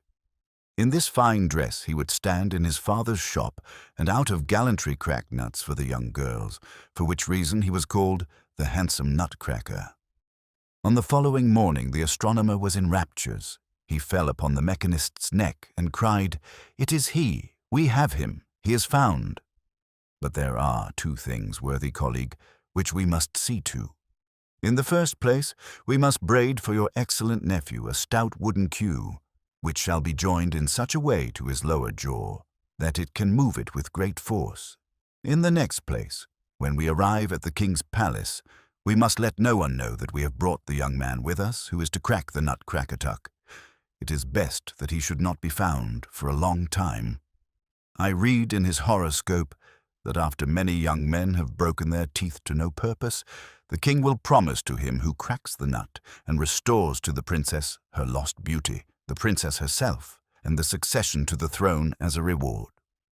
His brother, the puppet maker, was highly delighted to think that his son might marry the Princess Pirlipat and become a prince and king, and he gave him up entirely into the hands of the two travelers. The cue which Drosselmeyer fastened upon his young and hopeful nephew answered admirably, so that he made a series of the most successful experiments, even upon the hardest peach stones. As Drosselmeyer and the astronomer had sent immediate information to the palace of the discovery of the Nutcracker, suitable notices had been published, and when the travelers arrived, many handsome young men, and among them some handsome princes, had appeared, who, trusting to their sound teeth, were ready to undertake the disenchantment of the princess. The travelers were not a little terrified when they beheld the princess again. Her little body, with its tiny hands and feet, was hardly able to carry her great misshapen head, and the ugliness of her face was increased by a white cotton beard which had spread itself around her mouth and over her chin. All happened as the astronomer had read in the horoscope. One youth in shoes after another bit upon the Nutcracker until his teeth and jaws were sore, and as he was led away, half swooning, by the physician in attendance, sighed out, "That was a hard nut." When the king, in the anguish of his heart, had promised his daughter and his kingdom to him who should effect the disenchantment, the handsome young Drosselmeyer stepped forward and begged for permission to begin the experiment. And no one had pleased the fancy of Princess Pirlipat as well as young Drosselmeyer. She laid her little hand upon her heart and sighed deeply, "Ah, if this might be the one who is to crack the Nutcracker and become my husband." After young Drosselmeyer had gracefully saluted the king and queen, and then the Princess Pirlipat, he received the Nutcracker from the hands of the master of ceremonies, put it without hesitation between his teeth, pulled his cue very hard, and crack, crack, the shell broke into many pieces. He then nicely removed the little threads and broken bits of shell that hung to the kernel, and reached it with a low bow to the princess, after which he shut his eyes and began to walk backwards. The princess straightway swallowed the kernel, and behold, her ugly shape was gone, and in its place appeared a most beautiful figure, with a face of roses and lilies, delicate white and red, eyes of living, sparkling azure, and locks curling in bright golden ringlets. Drums and trumpets mingled their sounds with the loud rejoicings of the people. The king and his whole court danced, as at Pirlipat's birth, upon one leg, and the queen had to be carefully tended with cologne water, because she had fallen into a swoon from delight and rapture. Young Drosselmeyer, who had still his 7 steps to perform, was a good deal discomposed by the tumult, but he kept firm, and was just stretching back his right foot for the 7th step, when Lady Mouserings rose squeaking and squealing out of the floor. Down came his foot upon her head, and he stumbled so that he hardly kept himself from falling. Alas, what a hard fate! As quick as thought, the youth was changed to the former figure of the princess. His body became shriveled up, and was hardly able to support his great misshapen head. His eyes turned green and staring, and his mouth was stretched from ear to ear. Instead of his queue, a narrow wooden cloak hung down upon his back, with which he moved his lower jaw. The watchmaker and astronomer were benumbed with terror and affright, while Lady Mouserings rolled bleeding and kicking upon the floor. Her malice did not go unpunished, for young Drosselmeyer had trodden upon her neck so heavily with the sharp heel of his shoe that she could not survive. When Lady Mouserings lay in her last agonies, she squeaked and whimpered in a piteous tone, "O Crackatuck, hard nut, hi, hi, of thee I now must die. Coo, coo, sun with 7 crowns will bite, Nutcracker at night, hi, hi, coo, coo, and revenge his mother's death. Short breath must I, hi, hi, die, die, so young, coo, coo, oh, agony, queek." With this cry, Lady Mouserings died, and the royal oven heater carried out her body. As for young Drosselmeyer, no one troubled himself any farther about him, but the princess put the king in mind of his promise, and he commanded that they should bring the young hero before him. But when the unfortunate youth approached, the princess held both hands before her face and cried, "Away, away with the ugly Nutcracker." The court-martial immediately took him by the shoulders and pushed him out of doors. The king was full of anger because they had wished to give him a Nutcracker for a son-in-law, and he put all the blame upon the mechanist and astronomer and banished them forever from the kingdom. This did not stand in the horoscope which the astronomer had set up at Nuremberg, but he did not allow himself to be discouraged. He straightway took another observation and declared that he could read in the stars that young Drosselmeyer would conduct himself so well in his new station that in spite of his deformity he would yet become a prince and a king, and that his former beauty would return as soon as the son of Lady Mouserings, who had been born with 7 heads, after the death of her 7 sons had fallen by his hand, and a maiden had loved him, notwithstanding his ugly shape. And they say that young Drosselmeyer has actually been seen about Christmas time in his father's shop at Nuremberg, as a Nutcracker, it is true, but at the same time, as a prince.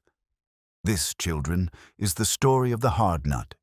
And you know now why people say so often, "That was a hard nut," and whence it comes that nutcrackers are so ugly. The counselor thus concluded his narration. Maria thought that the Princess Pirlipat was an ill-natured, ungrateful thing, and Fred declared that if Nutcracker were anything of a man, he would not be long in settling matters with the Mouse King, and would get his old shape again very soon. If any one of my good readers has ever had the misfortune to cut himself with glass, he knows how it hurts and how long a time it takes to heal. Whenever Maria tried to get up, she felt very dizzy, and so it continued for a whole week, during which time she was obliged to remain in bed. But at last she became entirely well and could play about the chamber as merrily as ever. Everything in the glass case looked prettily, for the trees, flowers, and houses and beautiful puppets stood there as new and bright as ever. But best of all, Maria found her dear Nutcracker again. He stood on the second shelf and smiled upon her with a good, sound set of teeth. In the midst of all the pleasure which she felt in gazing at her favorite, a pang went through her heart when she thought that Godfather Drosselmeyer's story had been nothing else but the history of the Nutcracker and of his quarrel with Lady Mouserings and her son. She knew well enough that her Nutcracker could be none other than the young Drosselmeyer of Nuremberg. Godfather Drosselmeyer's agreeable, but now, alas, enchanted nephew. For that the skilful watchmaker at the court of Pirlipat's father was the councillor Drosselmeyer himself, she did not doubt for an instant, even while he was telling the story. "But why was it that your uncle did not help you? Why did he not help you?" complained Maria, as it became clearer and clearer to her mind that in that battle which she saw, Nutcracker's crown and kingdom were at stake.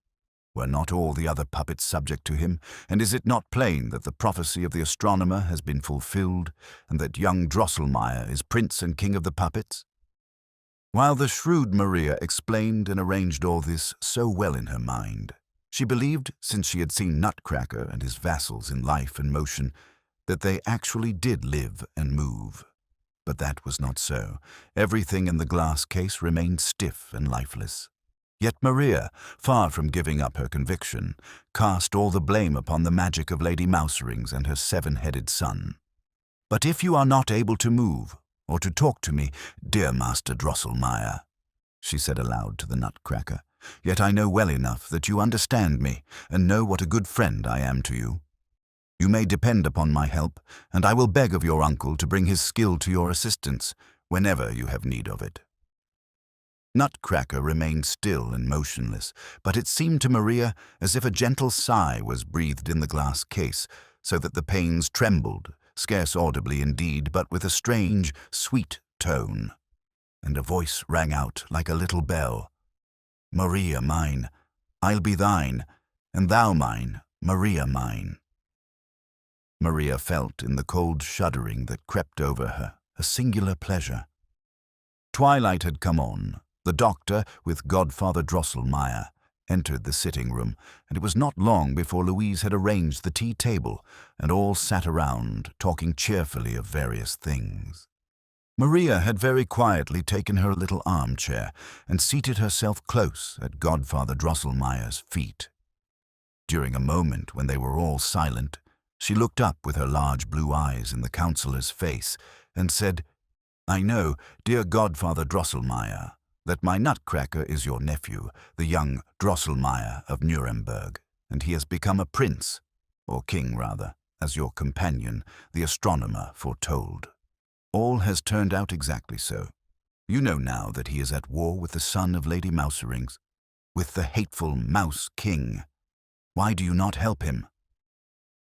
Maria then related the whole course of the battle, just as she had seen it, and was often interrupted by the loud laughter of her mother and Louise.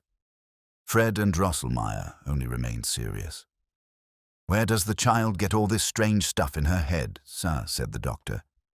"She has a lively imagination," replied the mother. "In fact, they are nothing but dreams caused by her violent fever." "That story is not true," said Fred. "My red hussars are not such cowards as that. If I thought so, swords and daggers, I would make a stir among them."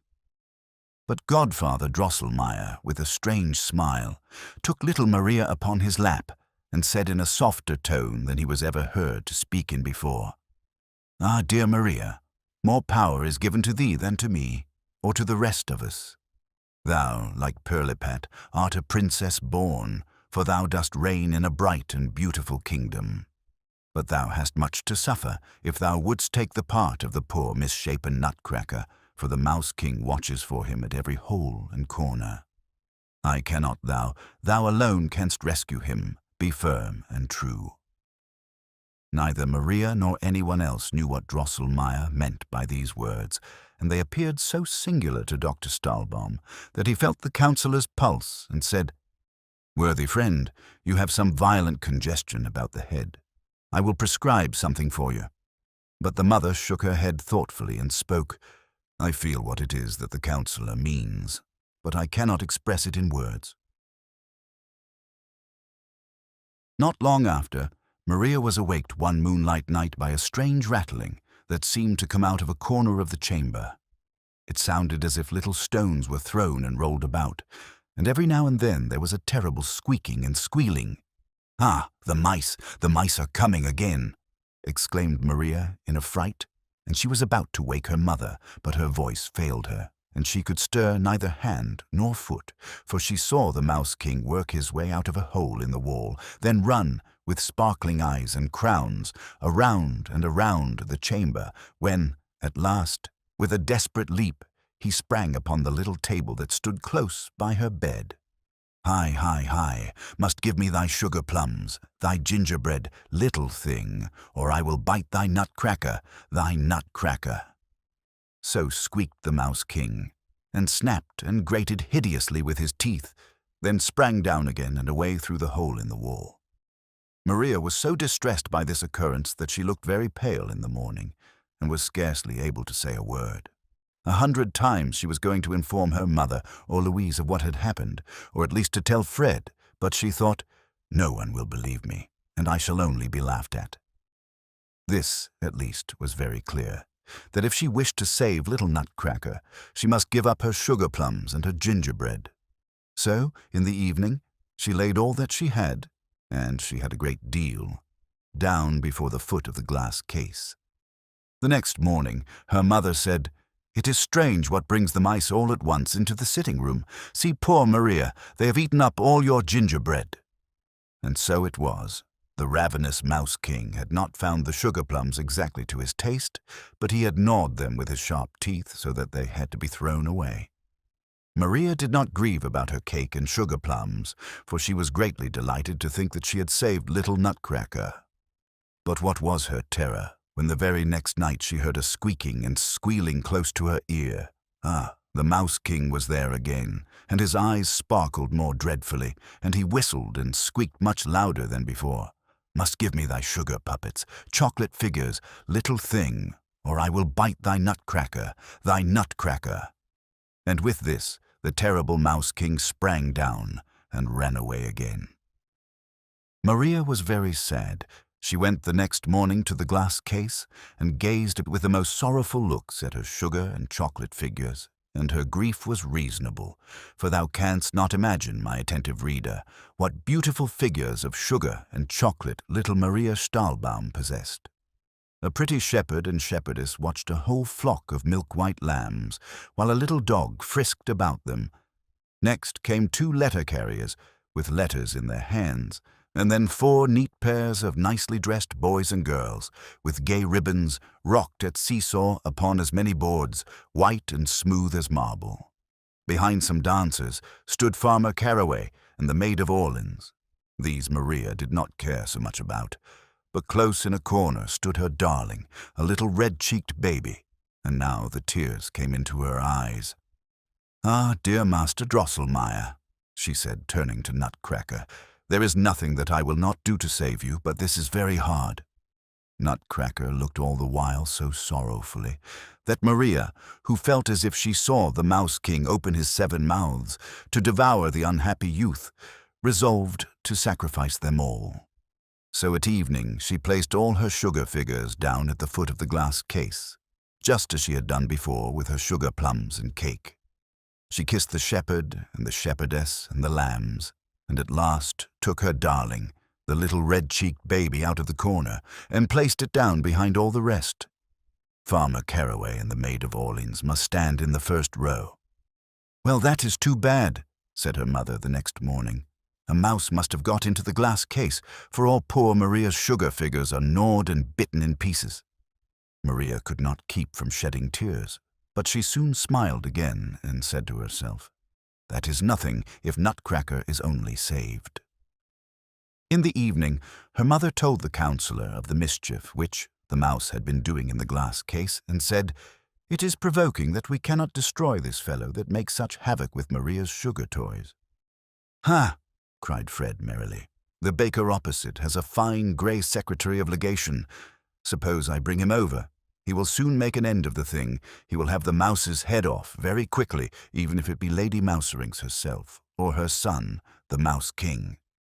"And jump about the tables and chairs," said his mother, laughing, "and throw down cups and saucers, and do all kinds of mischief." "Ah, no, indeed," said Fred. "The baker's secretary of legation is a light, careful fellow. I wish I could walk on the roof of a house as well as he." "Let us have no cats in the night," said Louise, who could not bear them. "Fred's plan is the best," said the doctor, "but we will try a trap first. Have we got one?" "Godfather Drosselmeyer can make them best," said Fred, "for he invented them." All laughed, and when the mother said that there was no mouse-trap in the house, the counselor assured her that he had a number in his possession, and immediately sent for one. In a short time it was brought, and a very excellent mouse-trap it seemed to be. The story of the hard nut now came vividly to the minds of the children. As the cook toasted the fat, Maria shook and trembled. Her head was full of the story and its wonders, and she said to her old friend Dora, "Ah, great queen, take care of Lady Mouserings and her family." But Fred had drawn his sword and cried, "Let them come on, let them come on. I will scatter them." But all remained still and quiet under the hearth. As the counselor tied the fat to a fine piece of thread and set the trap softly, softly down by the glass case, Fred cried out, "Take care, Godfather Mechanist, or Mouse King will play you a trick." Ah, but what a night did Maria pass!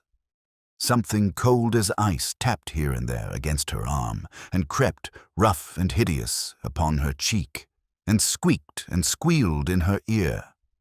The hateful Mouse King sat upon her shoulder. He opened his 7 blood-red mouths, and, grating and snapping his teeth, he squeaked and hissed in her ear, wise mouse, goes not into the house, goes not to the feast, likes sugar things best, craft set at naught, will not be caught, give all, new frock, picture books, all the best, or shall have no rest. I will tear and bite, Nutcracker at night. Hi, hi, kee, key." Maria was full of sorrow and anxiety. She looked very pale and disturbed on the following morning, when Fred told her that the mouse had not been caught, so that her mother thought that she was grieving for her sugar things, or perhaps was afraid of the mouse. "Do not grieve, dear child," she said. "We will soon get rid of him. If the trap does not answer, Fred shall bring his grey secretary of legation." As soon as Maria was alone in the sitting room, she stepped to the glass case and said, sobbing, to Nutcracker, "Ah, my dear, good Mr. Drosselmeyer, what can I, poor, unhappy maiden, do? For if I should give up all my picture books and even my new, beautiful frock to the hateful mouse, he will ask more and more. And when I have nothing left to give him, he will at last want me, instead of you, to bite in pieces." As little Maria grieved and sorrowed in this way, she observed a large spot of blood on Nutcracker's neck, which had been there ever since the battle. Now, after Maria had known that her Nutcracker was young Drosselmeyer, the councillor's nephew, she did not carry him any more in her arms, nor hug and kiss him as she used to do. Indeed, she would very seldom move or touch him, but when she saw the spot of blood, she took him carefully from the shelf and commenced rubbing it with her pocket handkerchief. But what was her astonishment when she felt that he suddenly grew warm in her hand and began to move.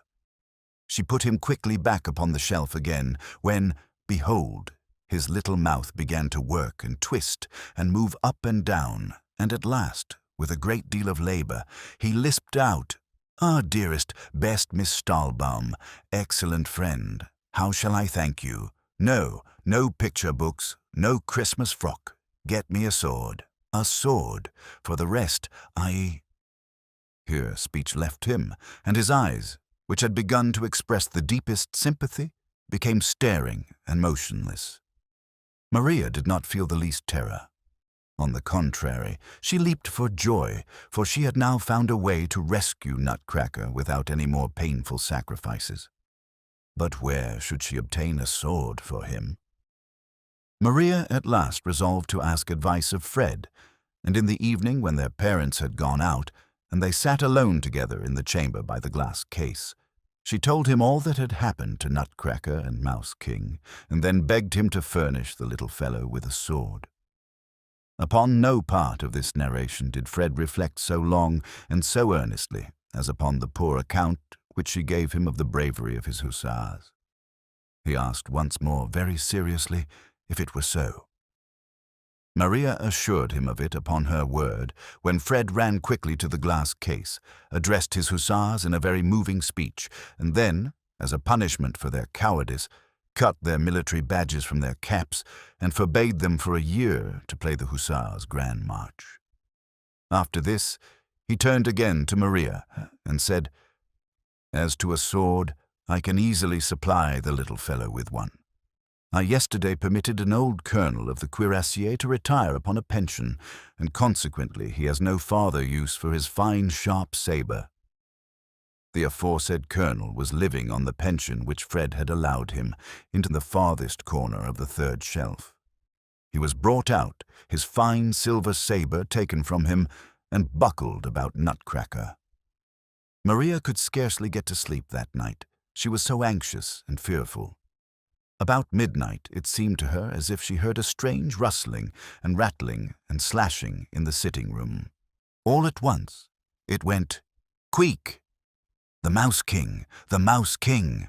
cried Maria, and sprang in her fright out of bed.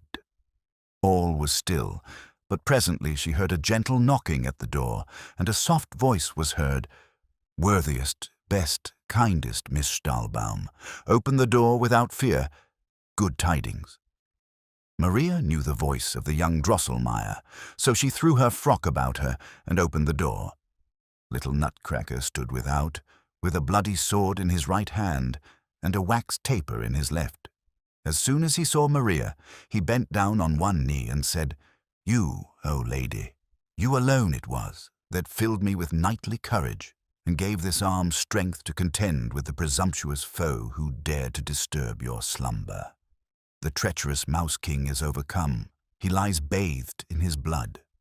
Scorn not to receive the tokens of victory from a knight who will remain devoted to your service until death."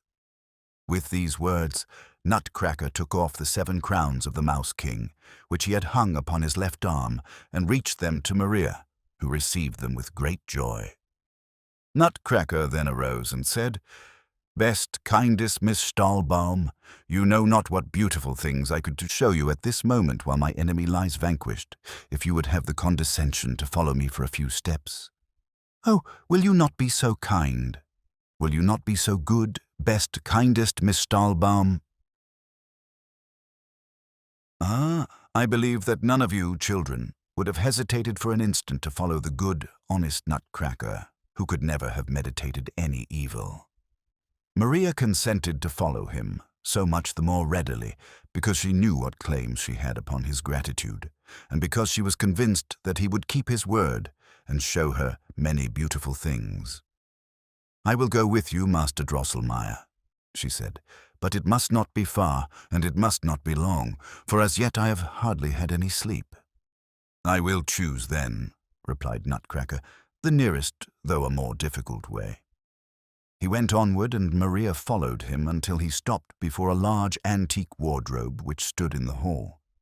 Maria perceived, to her astonishment, that the doors of this wardrobe, which were always kept locked, now stood wide open, so that she could see her father's fox-furred travelling coat, which hung in front. Nutcracker clambered very nimbly up by the carved figures and ornaments until he could grasp the large tassel which hung down the back of the coat, and was fastened to it by a thick cord. As soon as Nutcracker pulled upon the tassel, a neat little stairs of cedar wood stretched down from the sleeve of the travelling coat to the floor. "Ascend, if you please, dearest miss," cried Nutcracker. Maria did so, but scarcely had she gone up the sleeve, scarcely had she seen her way out at the collar, when a dazzling light broke forth upon her, and all at once she stood upon a sweet-smelling meadow, surrounded by millions of sparks, which darted up like flashing jewels. "We are now upon Candy Meadow," said Nutcracker, "but we will directly pass through yonder gate." When Maria looked up, she saw the beautiful gate, which stood a few steps before them upon the meadow. It seemed built of variegated marble, of white, brown, and raisin color. But when Maria came nearer, she perceived that the whole mass consisted of sugar, almonds, and raisins, kneaded and baked together, for which reason the gate, as Nutcracker assured her when they passed through it, was called the Almond and Raisin Gate. Upon a gallery built over the gate, made apparently of barley sugar, there were 6 apes in red jackets, who struck up the finest Turkish music which was ever heard, so that Maria scarcely observed that they were walking onward and onward over a rich mosaic, which was nothing else than a pavement of nicely inlaid lozenges. Very soon the sweetest odors streamed around them, which were wafted from a wonderful little wood that opened on each side before them. There it shone and sparkled so among the dark leaves that the golden and silvery fruit could plainly be seen hanging from their gaily colored stems, while the trunks and branches were ornamented with ribbons and nosegays. And when the orange perfume stirred and moved like a soft breeze, how it rustled among the boughs and leaves, and the golden fruit rocked and rattled in merry music, to which the bright, dancing sparkles kept time. "Ah, how delightful it is here!" cried Maria, entranced in happiness. "We are in Christmas Wood, best miss," said Nutcracker. "Ah, if I could but linger here a while," cried Maria. "Oh, it is too charming." Nutcracker clapped his hands, and some little shepherds and shepherdesses and hunters and huntresses came near, who were so delicate and white that they seemed made of pure sugar. They brought a dainty little armchair, all of gold, laid upon it a green cushion of candied citron, and invited Maria very politely to sit down. She did so, and immediately the shepherds and shepherdesses danced a very pretty ballet, while the hunters very obligingly blew their horns, and then all disappeared again in the bushes. "Pardon, kindest Miss Stahlbaum," said Nutcracker. "The dance was miserably performed, but the people all belong to our company of wire dancers, and they can do nothing but the same thing. They are deficient in variety, and the hunters blew so dull and lazily. But shall we not walk a little farther?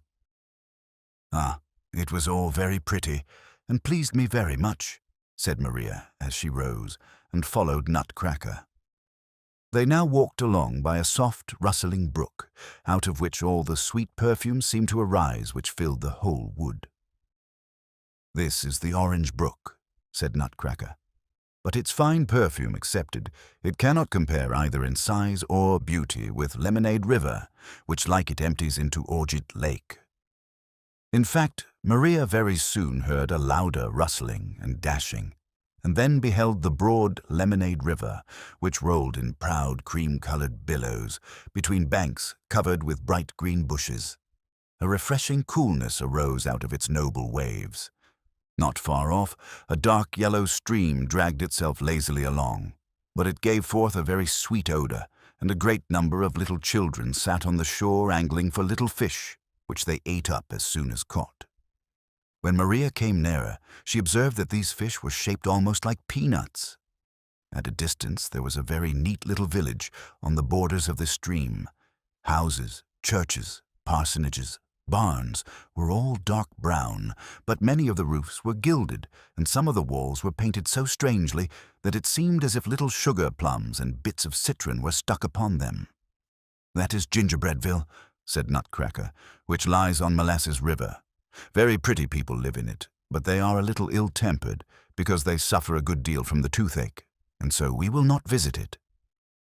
At this moment, Maria observed a little town in which the houses were clear and transparent, and of different colors, which was a very pretty sight to look at. Nutcracker went straight forward towards it, and now Maria heard a busy, merry clatter, and saw 1,000 tiny little figures collected around some heavily laden wagons which had stopped in the market. These they unloaded, and what they took out looked like sheets of colored paper and chocolate cakes. "We are now in Bonbon Town," said Nutcracker. "An importation has just arrived from Paperland and from King Chocolate. The poor people of Bonbon Town are often terribly threatened by the armies of Generals Fly and Gnat, for which reason they fortify their houses with stout materials from Paperland and throw up fortifications of the strong bulwarks, which King Chocolate sends to them. But, worthiest Miss Stahlbaum, we will not visit all the little towns and villages of this land. To the capital, to the capital." Nutcracker hastened forward, and Maria followed full of curiosity. It was not long before a sweet odor of roses enveloped them, and everything around was touched with a soft, rose-colored tint. Maria soon observed that this was the reflection of the red glancing lake, which rustled and danced before them with charming and melodious tones in little, rosy waves. Beautiful, silver-white swans with golden collars swam over the lake singing sweet tunes while little diamond fish dipped up and down in the rosy water, as if in the merriest dance. "Ah!" exclaimed Maria ardently. "This is then the lake which Godfather Drosselmeyer was once going to make for me, and I myself am the maiden who is to fondle and caress the dear swans." Nutcracker laughed in a scornful manner, such as Maria had never observed in him before, and then said, "Godfather Drosselmeyer can never make anything like this. You yourself, rather, sweetest Miss Stahlbaum. But we will not trouble our heads about that. Let us sail across the Rose Lake to the capital." Nutcracker clapped his little hands together again. When the Rose Lake began to dash louder, the waves rolled higher, and Maria perceived a car of shells covered with bright, sparkling, gay-colored jewels, moving toward them in the distance, drawn by 2 golden-scaled dolphins. 12 of the loveliest little Moors, with caps and aprons braided of hummingbirds' feathers, leaped upon the shore and carried, first Maria and then Nutcracker, with a soft, gliding step over the waves, and placed them in the car, which straightway began to move across the lake. Ah, how delightful it was as Maria sailed along, with the rosy air and the rosy waves breathing and dashing around her. The two golden-scaled dolphins raised up their heads and spouted clear, crystal streams out of their nostrils, high, high in the air, which fell down again in 1,000 quivering, flashing rainbows, and it seemed as if two small silver voices sang out, "Who sails upon the rosy lake? The little fairy, awake, awake. Music and song, bim-bim fishes, sim-sim swans. Tweet, tweet, birds, whiz, whiz, breezes. Rustling, ringing, singing, blowing, a fairy o'er the waves is going. Rosy billows, murmuring, playing, dashing, cooling the air. Roll along, along." But the singing of the falling fountains did not seem to please the 12 little Moors, who were seated up behind the car, for they shook their parasols so hard that the palm leaves of which they were made rattled and clattered, and they stamped with their feet in very strange time, and sang, clap and clip and clip and clap, backward and forward, up and down. "Moors are a merry folk," said Nutcracker, somewhat disturbed, "but they will make the whole lake rebellious." And very soon there arose a confused din of strange voices, which seemed to float in the sea and in the air. But Maria did not heed them, for she was gazing in the sweet-scented rosy waves, out of which the face of a charming little maiden smiled up upon her. "Ah!" she cried joyfully, and struck her hands together. "Look, look, dear Master Drosselmeyer, there is the Princess Pirlipat down in the water. Oh, how sweetly she smiles upon me." Nutcracker sighed quite sorrowfully, and said, "Oh, kindest Miss Stahlbaum, that is not the Princess Pirlipat. It is you. It is your own lovely face that smiles so sweetly out of the rose lake." Upon this, Maria drew her head back very quickly, put her hands before her face, and blushed very much. At this moment she was lifted out of the car by the 12 Moors and carried to the shore. They now found themselves in a little thicket, which was perhaps more beautiful even than the Christmas wood. It was so bright and sparkling. What was most wonderful in it were the strange fruits that hung upon the trees, which were not only curiously colored, but gave out also every kind of sweet odor. "We are in Sweetmeat Grove," said Nutcracker, "but yonder is the capital." And what a sight! How can I venture, children, to describe the beauty and splendor of the city which now displayed itself to Maria's eyes upon the broad, flowery meadow before them?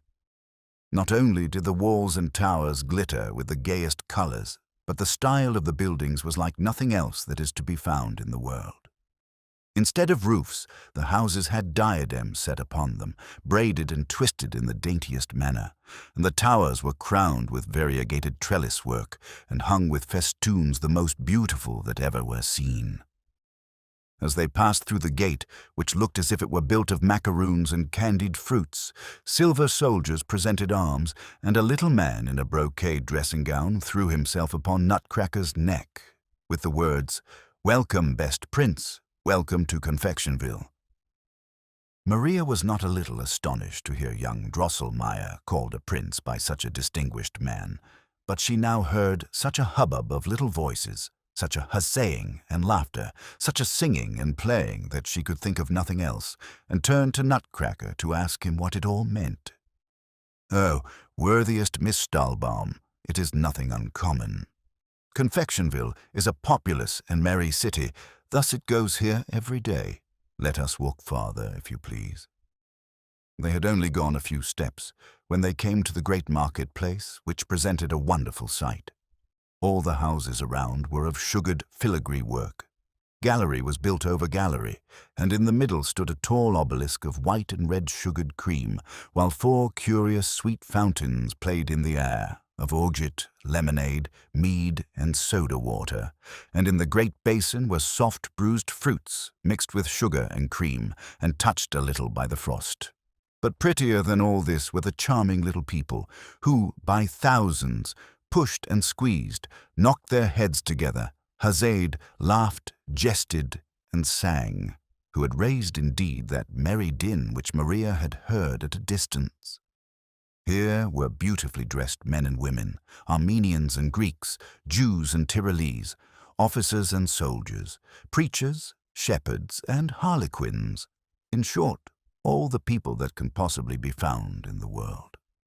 On one corner the tumult increased.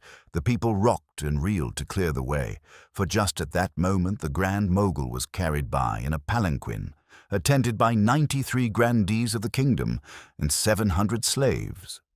Now, on the opposite corner, the fishermen, 500 strong, were marching in procession, and it happened, very unfortunately, that the Grand Turk took it into his head just then to ride over the marketplace with 3,000 janissaries, besides which a loner train came from the festival of sacrifices, with sounding music, singing "Up and Thank the Mighty Sun," and pushed straight on for the obelisk. Then what a squeezing, and a pushing, and a rattling, and a clattering. By and by a screaming was heard, for a fisherman had knocked off a Brahmin's head in the crowd, and the great Mogul was almost run over by a harlequin. The tumult grew wilder and wilder, and they had commenced to beat and strike each other, when the man in the brocade dressing-gown, who had called Nutcracker a prince at the gate, clambered up by the obelisk, and having thrice pulled a little bell, called out 3 times, "Confiseur! Confiseur! Confiseur!" The tumult was immediately appeased. Each one tried to help himself as well as he could, and after the confused trains and processions were set in order, and the dirt upon the great Mogul's clothes was brushed off, and the Brahmin's head put on again, the former hubbub began anew. "What do they mean by confiseur, good Master Drosselmeyer?" asked Maria. "Ah, best Miss Stahlbaum," replied Nutcracker.